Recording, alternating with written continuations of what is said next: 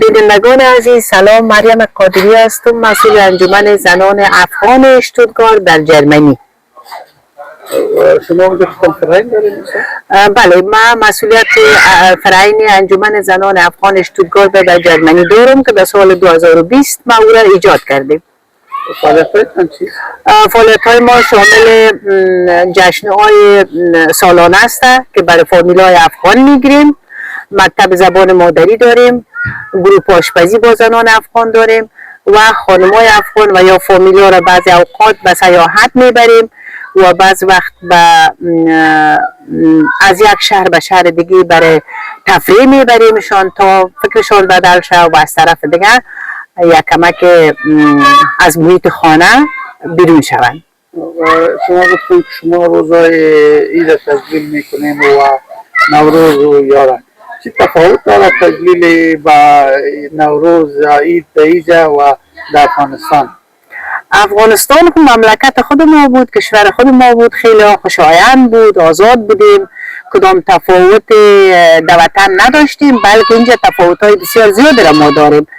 طبعا یک سالونه که راه میگیرین خانم ها اونجا میان یک غذای محلی خود تیار میکنیم، میشینیم، موزیک میمانیم، اما باز هم بسیار زیاد همی برای خانم های افغان یا فامیل های افغان خوشایند است که همی روزای عید و نوروز و عید قربان و همی چیزها را تجلیل میکنن و رویشان تبدیل میشه به یک احساس خوشی که خدا فکر میکنن که نمیجا محیط افغانستان است.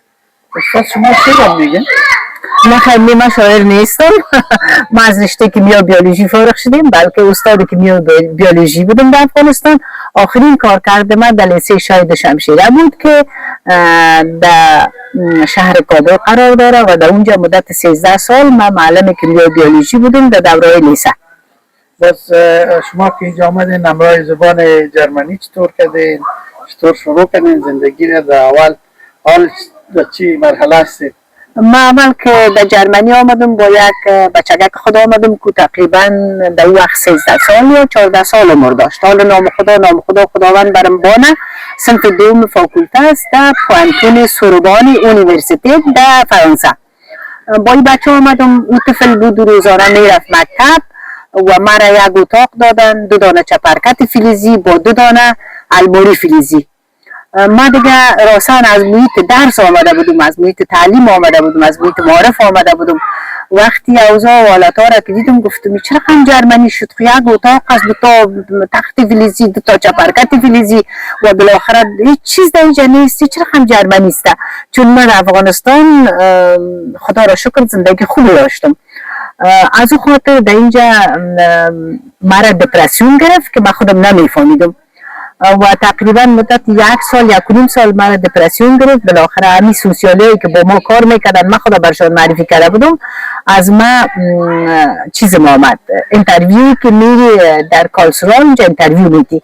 با اینترویو که من رفتم تمام اسناد تحصیلی خدا، بچلر خدا و تمام اسنادهای خدا من در کالسرا بردم. من گفتم من قسم معلم بودم در افغانستان، اینی درجه تحصیل من است و سابقه کاری من مدت 25 سال میشه که من سابقه کاری در افغانستان داشتم. من خود یک زن خانه نیستم که من در اینجا بشینم جمع کنم، جارو کنم، پخته کنم و بنی قناعت کنم. من دیگه باید در جرمنی یک کار را باید برای خود انجام بدم. تا بالاخره که تپ تلاش بسیار زیاد را به خرج دادم، رفتم کورس‌های رایگان تعقیب کردم.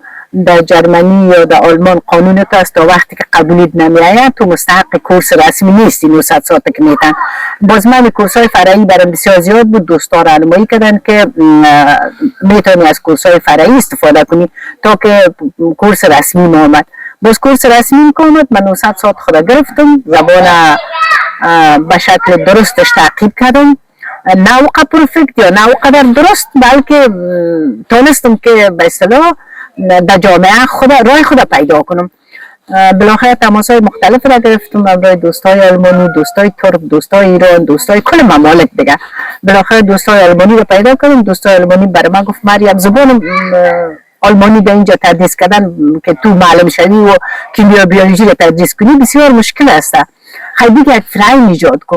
ما اول در جرمنی ما در افغانستان داشتیم اتحادی معلمین داشتیم اتحادی کارگرا داشتیم اتحادی دکترا داشتیم و کلی گپ عضویت میدادن کسی اگر مریض میشد کسی هر چیز مشکل پیش می آمد از این اتحادیه اینا حمایت میشد باز ما به دوستان آلمانی خود گفتم که ما خود نمیتونم که یک اتحادیه ایجاد کنم یا یک فرهنگ ایجاد کنم برای بسیار مشکل است چون قانون در آلمان بسیار مشکل و بسیار سخت است بعدا اینا مرا رویه دادن و مرا تشویق کردن گفتن نه بسیار آسان است تو میتونی مریم تو میتونی هم جرأت هم داری هم رویه هم داری ما هم رویت هستیم بالاخره ما همین فرهنگ ایجاد کردم چند سال میشه از فرهنگتان استاد؟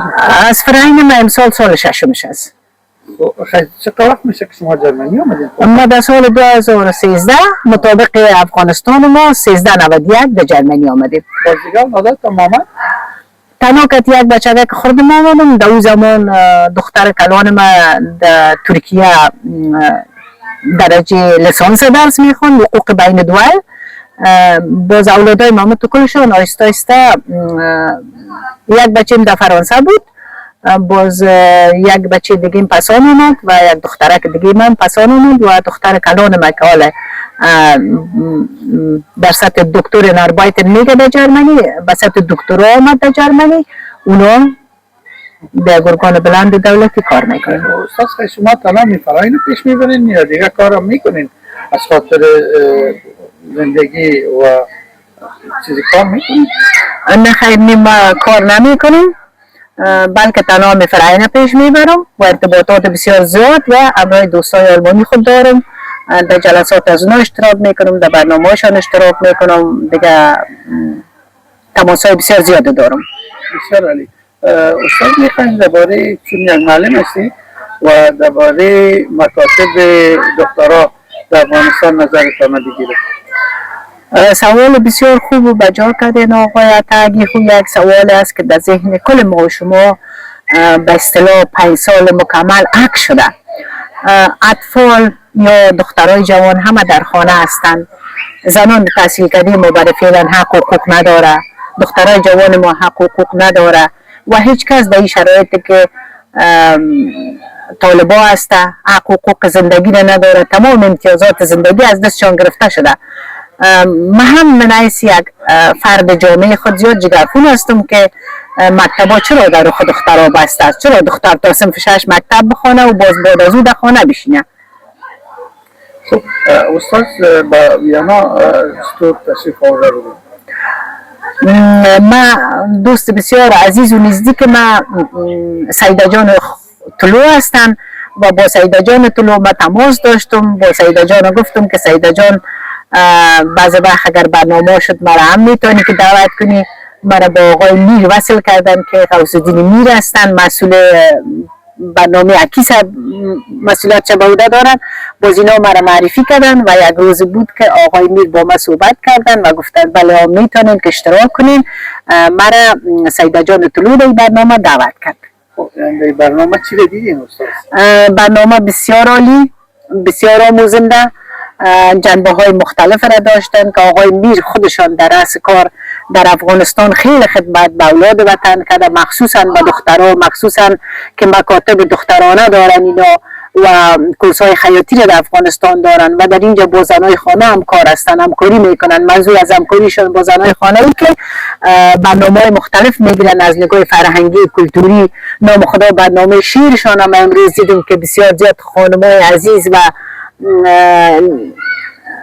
افراد تحصیل کرده ما در اینجا شیرخوانی میکنن و زیادتر از نطاقای تلویزیونی ملی ما در اینجا اشتراک دارن ما بسیار خوشحال شدم که در یک برنامه اکادمیک ما اشتراک کردم بسیار تشکر استاد از اینکه حاضر شدین و امرای افغان دیاسپورا نتورک صحبت کردین از شما هم تشکر میکنم که مرا برنامه تان دعوت کردین و چند کلمه گفت و شنید به هم داشتیم تشکر